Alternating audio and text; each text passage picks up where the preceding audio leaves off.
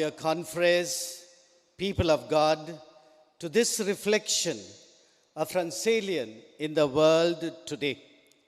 The missionaries of St. Francis de Sales all over the world have begun the year of missions that started from Pentecost Sunday 2021 and will end on Divine Mercy Sunday 2022.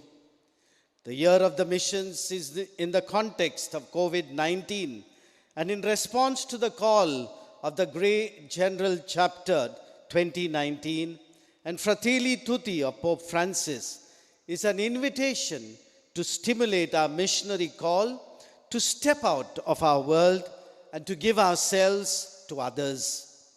The year of the mission has a purpose. The life of Jesus was filled with a purpose.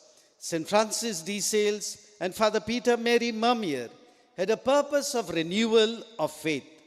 Our purpose is to proclaim the good news. In this year of the mission, let us look at ourselves and find a purpose, a mission. How can we as Franciscans be relevant today, especially in the pandemic which we find ourselves in? First, we take a look at our world. Then we look at ourselves as Franciscans. And finally, the principles we keep in mind as we move ahead. Space travel is today looming as a very distinct possibility. Imagine if we were to take a spaceship to go into outer space and from there look at our world. What would we see? We would have two contrasting pictures. On the one hand, we would see a very beautiful world. A world marked by a lot of progress. Think of the amount of scientific and technological wonders we witness today. We take so much of what we have for granted, electricity. A world marked with a lot of care and concern. Think of the current pandemic, the way people from the four corners of the earth reached out. Because of the modern means of communication and the media, we become instantly aware of disaster and calamities in any part of the world. A world becoming unified and coming closer together. The whole world has become a kind of a global village, a tightly wired world, wired without wires. The buzzword today is globalization. One culture, one ethic. What happens in one corner of the world immediately has repercussions in the rest of the world. A world marked by tremendous speed. We can know with lightning speed what happens in any part of the world, but also that our mindset is we want things urgently, immediately, computers that work faster, machines that deliver goods more speedily, etc. Instant noodles, instant prayer. We want a thing and we get it. But on the other hand, we have a very ugly world. In the name of progress, we have destroyed so much of our beautiful world. Few months into the lockdown saw less pollution, cleaner air. That is the extent to which we have damaged the earth. We are becoming ever more aware of the warming of the earth, greenhouse emissions, melting of the polar caps. We have overused the world's resources to satisfy present needs so that there is nothing left for the future. The Garden of Eden has become a desert. Along with care and concern, we find a lot of cruelty. Century marked by warfare, number of big and small wars. Cruelty comes to the face when we have riots, etc. But there is also the hidden cruelty of abortion, of violence against the defenseless, and so on. A violent world, almost sickening violence. As against a world becoming unified, we have divided world. Divided into north and south and east and west. Narrow nationalism as each country sets itself against its neighboring ones. In our own country, so many divisions based on communal and caste lines. A speedy world, but result has left us breathless, paying the price for it with blood pressure, diabetes, and other stress-related diseases. This is the world around us. India is this world in miniature, a subcontinent of contrast, of development and poverty, of compassion, the land of Buddha and Mahavir, Ahimsa, and yet of tremendous cruelty, one Bharat Mata, and yet so divided. And the divisions are growing with the polarization fueled by political forces, a land of the bullock cart and the jet plane altogether. At the same time, a country with rich spiritual heritage, a country characterized by a deep yearning for God down the centuries. We must proclaim Jesus, who is an answer to these questions and issues faced in India, accepting inspiration from the rich religiosity of India. Having looked at our world, let us now turn to the Francalians. It is in this world of contrast that the Francalian is challenged to live his religious life. A Francalian is one who, out of his deep experience of the divine, promotes the positive and at the same time struggles against the negative aspects of this world, creating a type of counterculture to the negativities, what John Paul II described as the culture of death prevailing. I would like to present 4 characteristics which should mark the radical disciple of Jesus, each of the 4 beginning with the letter C. The first C is contemplation. To counteract the dizzy speediness that characterizes life today, the first characteristic should mark a Francalian is contemplation. Contemplation is a word so much in vogue today. A Francalian has to be contemplative, one who is in the midst of his ministry, is like Jesus, a man of the multitudes and also of the mountains, a person at home with people, but also at home with the Father, a person who combines the social and the solitary. St. Francis de Sales, in his book, Treatise on the Love of God, dedicates a whole chapter to the primary difference between contemplation and meditation. He explains how contemplation is no other thing than a loving, simple, and permanent attention of the Spirit to divine things, which you may easily understand by comparing meditation with it. For St. Francis de Sales, meditation is primarily focused on divine things. Contemplation is that type of prayer that focuses on God Himself, resting in His love. He calls contemplation elsewhere a loving attention. The words of Evangelii Gaudium are so true. The presence of constantly new gadgets, the excitement of travel, and an endless array of consumer goods at times leaves no room for God's voice to be heard. How can we fail to realize the need to stop this rat race and to recover the personal space needed to carry on a heartfelt dialogue with God? Both meditation and contemplation have their place in our lives and complement each other. We can incorporate both, using them to draw closer to the author of life and love itself. The second C is character. St. Francis de Sales says, "Be who you are and be that well." In Psalm 19, verse 13 to 14, King David declared, "Keep back your servant from presumptuous sin. Let the words of my mouth and the meditation of my heart be acceptable in your sight." David knew both his words and deeds were evident to God, and he wanted them to be pleasing to Him. The spiritual life of a priest is not something apart from life itself. It is not some section of a priest's life which he works at when he is at prayer or during his annual retreat, just as he works at another part of his life when he plays table tennis, another when he goes on his holidays. The spiritual life of a priest needs integration and integrity. We are reminded of the words of the Presbyterium Ordinis. Priests who are perplexed and distracted by the very many obligations of their position, may be anxiously inquiring how they can reduce to unity their interior life and their program of external activity. This unity of life cannot be brought about merely by an outward arrangement of the works of ministry, nor by the practice of spiritual exercises alone, though this may help to foster unity. Priests can arrive at this only by following the example of Christ our Lord in their ministry, whose food was to follow the will of Him who had sent Him to accomplish His works. Authentic spirituality is not about practice of spiritual exercises alone, but it is about integrating the program of one's external activity to one's interior life.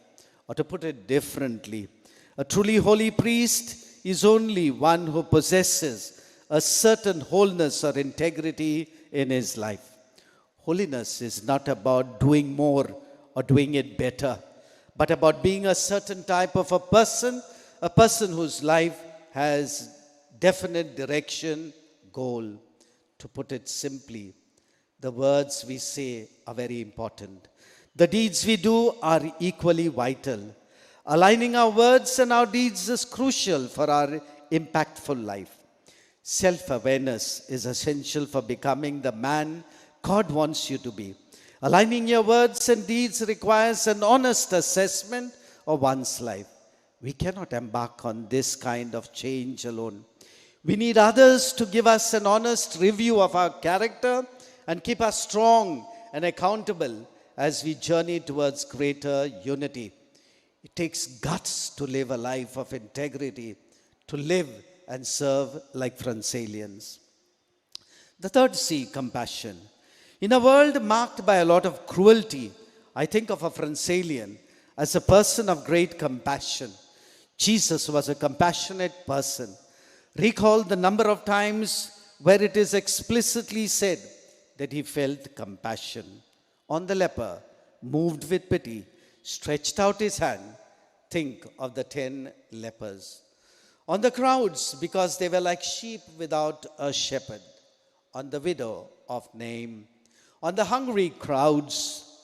Throughout his life, Jesus reached out to the afflicted and needy.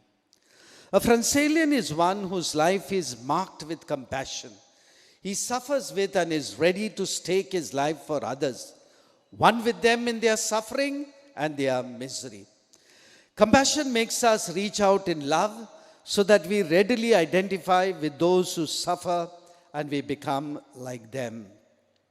It makes us experience what they are experiencing, but not merely for the sake of the experience or the pain, but so that we will be moved to alleviate their suffering and pain, or at least to help them bear it and make sense out of it. St. Francis de Sales' insight on how to practice real poverty in the midst of riches is an excellent example of the power of compassionate love. Love the poor and love poverty, for it is by such love that you become truly poor. As Scripture says, we become like the things we love. Love makes lovers equal. Who is weak and I am not weak, says St. Paul. And St. Francis de Sales might have also said, who is poor and I am not poor with him? For love made him like those he loved. If you love the poor, you will share their poverty and be poor like them. If you love the poor, be often with them. Be glad to see them in your home and to visit them in theirs. Be glad to talk to them and be pleased to have them near you in church, on the street, or elsewhere. Finally, the fourth C, communion. As against an individualistic, divided world, a Francelian is a man of communion. Communion is something so basic for us human beings. If we take a tiny pup home and rear it away from the company of other dogs, when that dog grows up, will it behave very much like a dog? Will it bark like a dog, play like a dog, eat like a dog?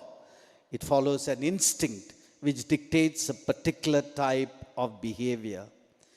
But if we were to take a small baby and rear it in the wilds, away from the company of other humans, even if that baby were to survive, it would hardly behave like a human.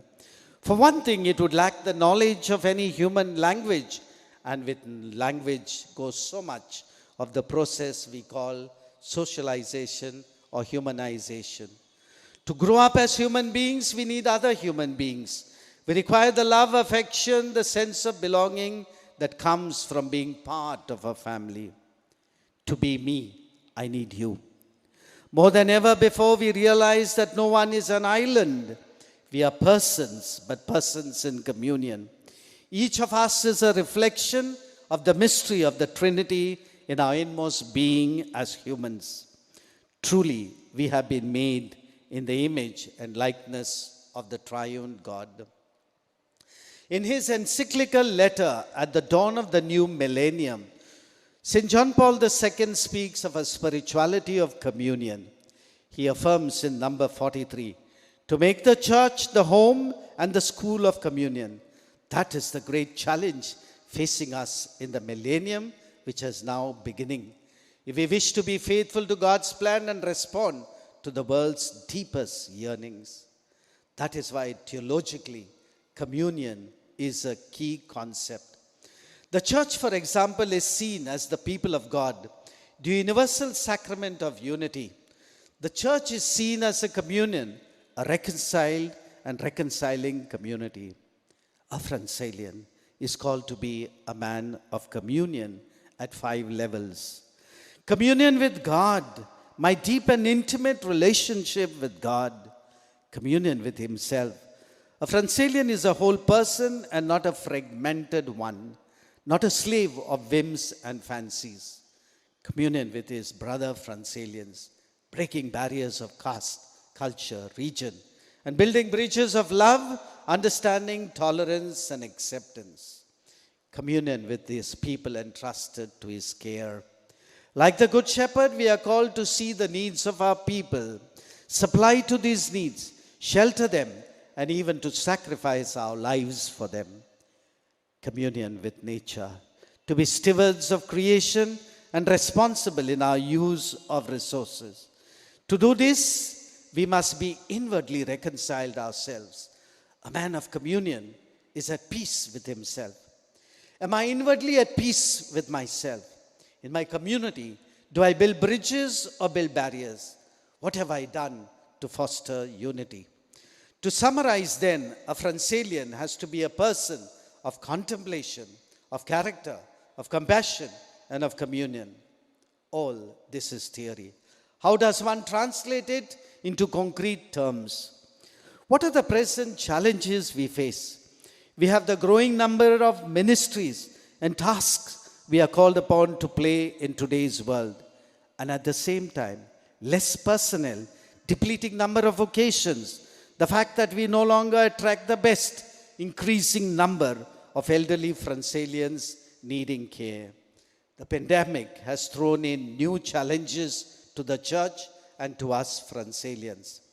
How do we cope with the new normal of online masses? Some are perhaps weary of preaching in front of the camera day in and day out. When giving is tight and the budget is tight, we may feel anxious over the financial viability. How do we reach out to the people in need of our assistance when finances are low?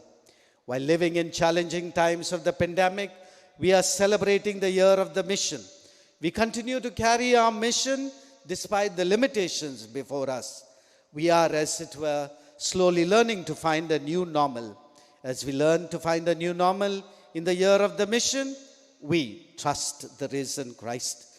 We do not know the future, but we know who holds the future. We also know that in all things God works for the good of those who love him. This core belief disperses panic and enables us to bless the Lord always. Learn from the pandemic. Many have lost their lives. We have lost our confreres and loved ones, and this saddens us. Yet, on the brighter side, there are lessons to learn. Some confreres shared with me that they have improved their community life. their prayer life. Others have tried to innovate ways for mission. The pandemic has literally forced us to introspect. Let us not forget the important lessons and values we have learned. Face the challenges together. We are ordained propter homines to serve the people of God. Our lives do not make sense without the people we serve. When asked what he thought about the laity, St. John Henry Cardinal Newman famously said, "The church would look foolish without them." Pope Francis at his Chrism Mass 2013 homily urged us to be shepherds with the smell of the sheep, so that people can sense the priest is not just concerned with his congregation, but is also a fisher of men. We can expect great pastoral challenges before us post-COVID. We take courage in the words, "Fear not, I am with you." We recall the words of Pope Francis. We are in the same boat, where one person's problems are the problems of all. No one is saved alone. We can only be saved together. Fratelli Tutti 32.